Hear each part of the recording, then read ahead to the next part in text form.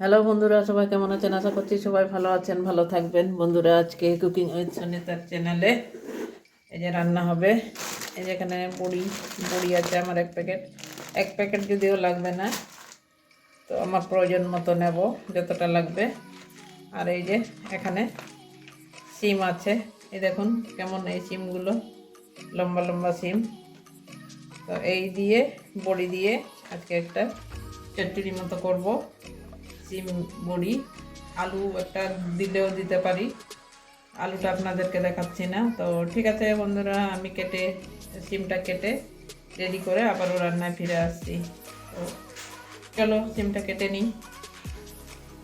বন্ধুরা দেখুন, সবজিটা কেটে নিয়েছি, এই গাজরও দিয়েছি একটা। এই যে গাজর, সিম, আলু সব কেটে রেডি করে ধুয়েও নিয়েছি, এই জল ঝরাচ্ছি। তো ওইদিকে এবারে রান্নায় চলে যাব। গ্যাস ধরিয়ে নিচ্ছি।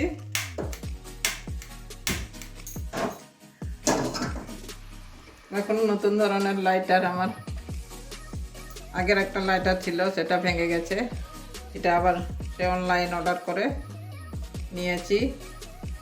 তো যাই হোক, গ্যাস জ্বালিয়ে কড়াইটা বসিয়ে দিলাম, আগে বড়িগুলো ভেজে নেব।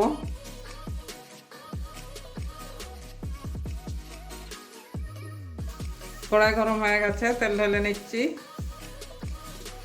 বড়ি ভাজবো তো একটু তেলটা বেশি লাগবে।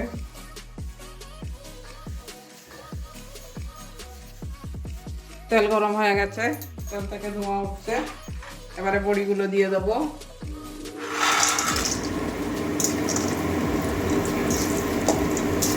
লাল লাল করে বড়িটা ভেজে নেব।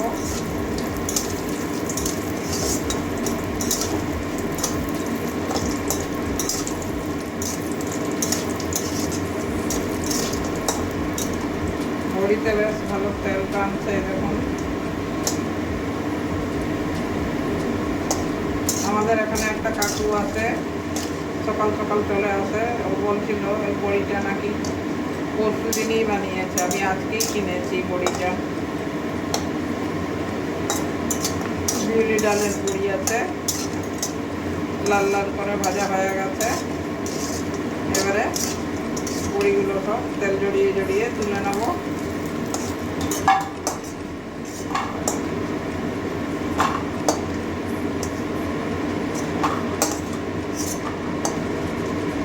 কতখানি তেল টেনে নিয়েছে দেখুন, অনেকটা তেল টেনে নিয়েছে। আর একটু তেল দিয়ে দেবো।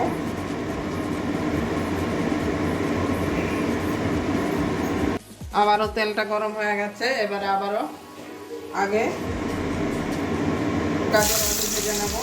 কিন্তু নরম জিনিস তাড়াতাড়ি সিদ্ধ হয়ে যায়, এগুলো একটু ভাজা করে নেবো।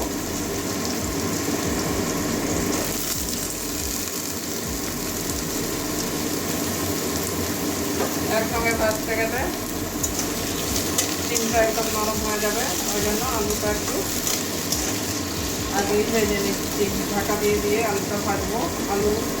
আলুর মধ্যে একটু নুন দিয়ে দেবো, আলু গাজরের মধ্যে, তাহলে তাড়াতাড়ি হয়ে যাবে।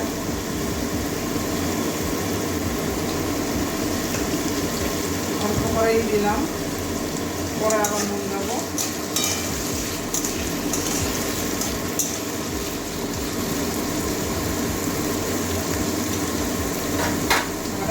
ঢাকা দিয়ে দেবো, ঢাকা দিয়ে ভেজে নেবো।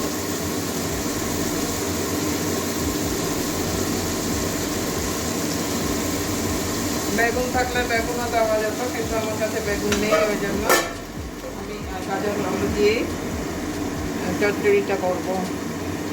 বন্ধুরা, এবারে ঢাকনাটা খুলে দেখবো আলুটা আমার কতটা সিদ্ধ হয়েছে। আলু গাজর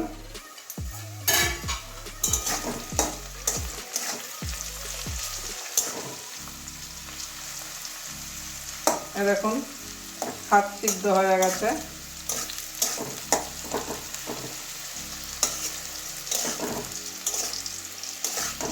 এবারে আলু গাজরও তুলে নেব।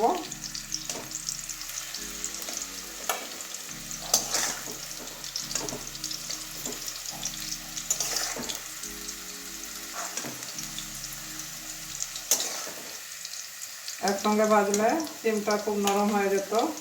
ওই জন্য একসঙ্গে আর ভাজিনি, আলাদা আলাদা ভেজেছি। ডিমটাও ভেজে নেব।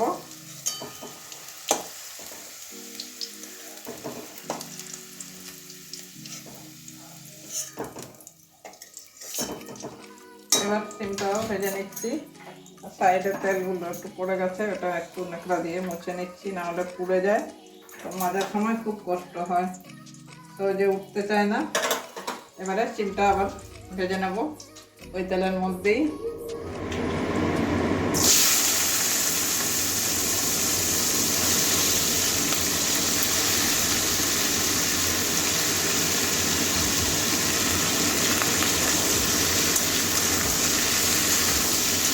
ডিমটাও এতটাই ভাজবো, ডিমের থেকে একটু কাঁচা গন্ধটা চলে যাবে। ডিমে আর নুন দেবো না, ডিমে নুন দিলে তাড়াতাড়ি নরম হয়ে যায়, ওই জন্য এমনি ভেজে নেবো ডিমটা। ডিমটা অনেকটাই ভাজা হয়ে গেছে, বেশি ভাজলে কালারটা হয়ে যাবে, আর বেশি ভাজবো না। ডিমের থেকে একটা সুন্দর ডিম ভাজার গন্ধ বেরিয়ে চলে এসছে, কাঁচা গন্ধটা নেই। আর 2-1 মিনিট হালকা নাড়িয়ে দেবো।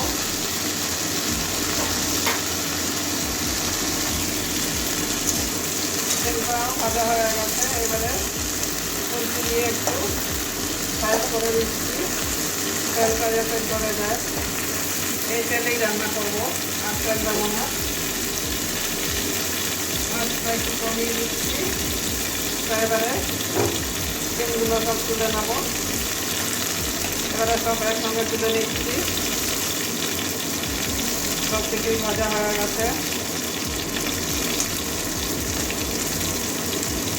তেলটা একটু জড়িয়ে জড়িয়ে তুলতে হচ্ছে। এই ডিমগুলো খেতে খুব টেস্টি হয়।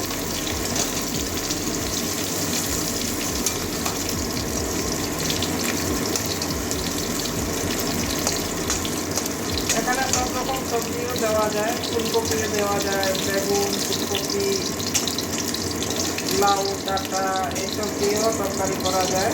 তো আজকে এরকম দেখালাম, মানে দেখাচ্ছি আপনাদেরকে। আরেকদিন ওই সব সমস্ত রকম সবজি দিয়ে, বড়ি দিয়ে নিরামিষ তরকারি করে, মানে নিরামিষ তরকারি যেদিন করবো সেদিন আবারও চলে আসবো আপনাদের সামনে, দেখাবো। ওই এবারে ফোড়নে 5 ফোড়ন দিয়ে দিচ্ছি। 5 ফোড়ন থেকে সুন্দর একটা গন্ধ বেরিয়ে গেছে। এবারে একটা মিডিয়াম সাইজের পেঁয়াজ কুচি করে নিয়েছিলাম, পেঁয়াজটাও দিয়ে দিচ্ছি। আমি আজকে পেঁয়াজ দিয়েই করছি, আপনারা এটা মানে শুধু জিরে বাটা দিয়েও করতে পারেন।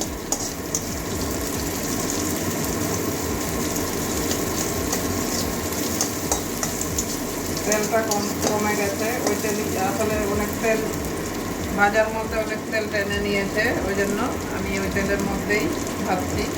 আর শিম হচ্ছে সবুজ, ওই জন্য আমি আর সবুজ লঙ্কা দিচ্ছি না, একদম পাকা লঙ্কাগুলো সব দিয়ে দিচ্ছি। ভালো করে পেঁয়াজটাকে ভেজে নেব। পেঁয়াজটা অনেকটা ভাজা হয়ে গেছে।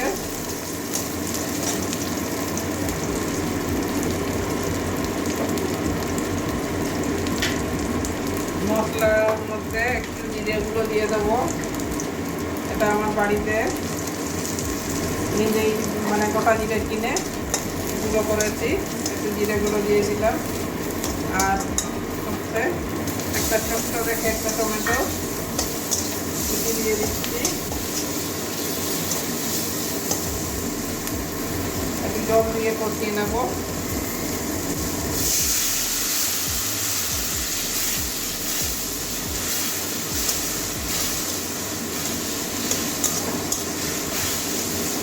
হালকা একটু জল দিয়ে দিলাম, আর কিছু দেবো না মশলা। এরপরে হলুদটা দিয়ে দেবো।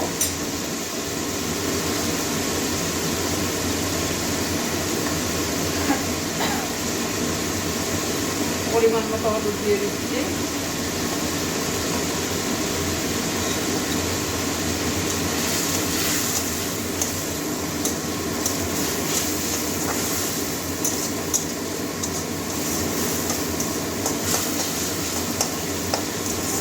টমেটোটা দিয়েছি বা করছি না, গোটা গোটা থাকলেও ভালো, আর যদি গলে যায় তাও ভালো।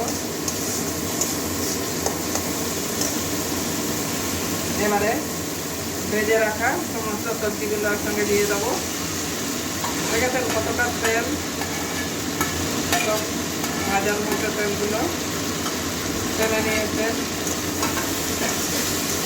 এবারে সব কিছু আবার একসঙ্গে ভালো করে কষিয়ে নেব।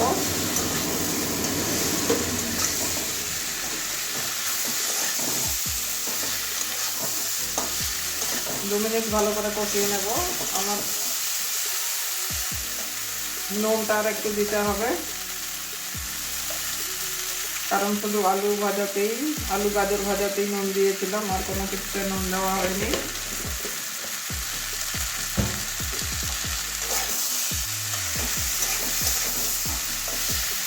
এই তরকারিগুলো এইভাবে তরকারি করলে, সমস্ত রকম সবজি দিয়ে তরকারি করলে তরকারি একটু ভালোই টেস্টি হয়।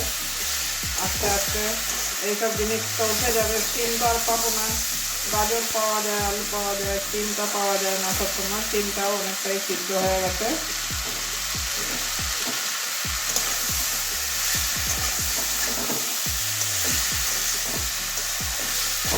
2 মিনিট কষানো হয়ে গেছে। এবারে একটুখানি জল দিয়ে দেবো, মশলাগুলো যাতে ভিতরে ঢুকে। নুনটা দেওয়া হলো তো, নুন সমস্ত সবজির মধ্যে যাতে নুনটা ঢুকে যায় সেভাবে একটুখানি জল দিয়ে দিলাম। এবারে আবারও ঢাকা দিয়ে দেবো, আর একটুখানি জল দেবো। এই যে আর একটুখানি জল দিয়ে দিচ্ছি।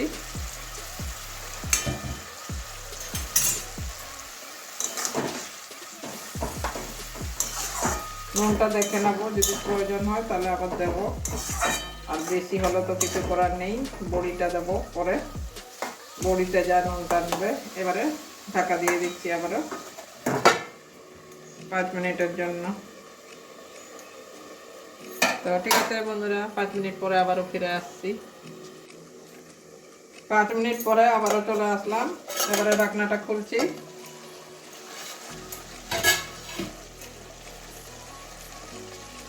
এবারে নাড়িয়ে, এই দেখুন জলটা একদম টেনে গেছে, আলু তো একদম সিদ্ধ হয়ে গেছে, গাজরও সিদ্ধ হয়ে গেছে, সিমও সিদ্ধ হয়ে গেছে। এই দেখুন সিমটা একদম সিদ্ধ হয়ে গেছে। এই দেখুন, কখনো কখনো সাইডের চিরাগুলো অনেক শক্ত শেষ হয়ে যায় না, তবে সিদ্ধ হয়ে গেছে আমার সিমটা।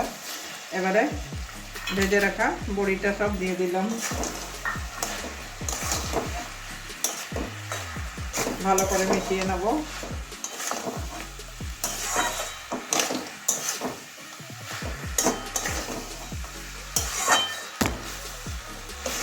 চচ্চড়ি করবো যেহেতু, বড়িতে জলটা টেনে নেবে।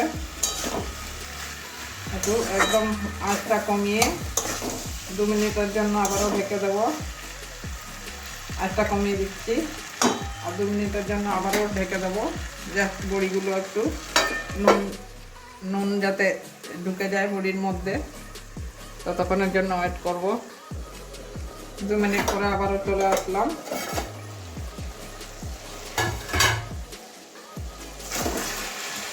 এই দেখুন একদম তরকারিটা চচ্চড়ি আমার হয়ে গেছে।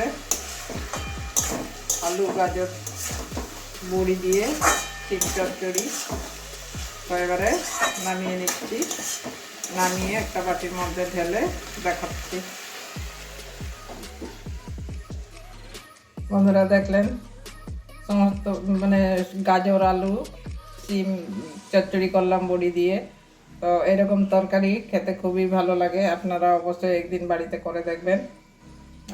এভাবে মানে এই সিম গাজর আলু বড়ি দিয়ে তরকারি করলে খুবই টেস্টি হয়। একদিন বানিয়ে খেয়ে দেখবেন, প্রত্যেক দিন বানাতে ইচ্ছে করবে। আর এটা আপনারা চাইলে ভাতের সঙ্গে তো খাবেন, এমনকি রুটির সঙ্গেও যাবে। তো আমি তো একদম চচ্চড়ি মানে একটু শুকনো শুকনো করেছি, আপনারা চাইলে একটু মানে হালকা ঝোল ঝোল করবেন, আরও ভালো লাগবে। তো যাই হোক, কেমন লেগেছে অবশ্যই কমেন্ট করবেন। আর পুরনো বন্ধুরা লাইক দিয়ে দেবেন, আর নতুন বন্ধুরা যারা আসছেন নতুন নতুন তারা চ্যানেলে সাবস্ক্রাইব করে পাশে থাকবেন, পাশে থাকা বেল আইকনটা অন করে রাখবেন। তো বন্ধুরা, অনেক দিন পরে আবার আসছি, ইচ্ছে হচ্ছে না যে আর ভিডিও করব, কিন্তু তাও অর্ধেক করে ছেড়ে দিতে পারছি না, যার জন্য করছি মাঝে সাঝে। এখন খুব কমই আসছি। তো যাই হোক, আপনারা, আমার বিশ্বাস আছে আপনারা সাথে থাকবেন, আমার পাশে আছেন এবং এইভাবেই থাকবেন, এই আশা করেই আপনাদেরকে ভিডিও করে দেখাবো।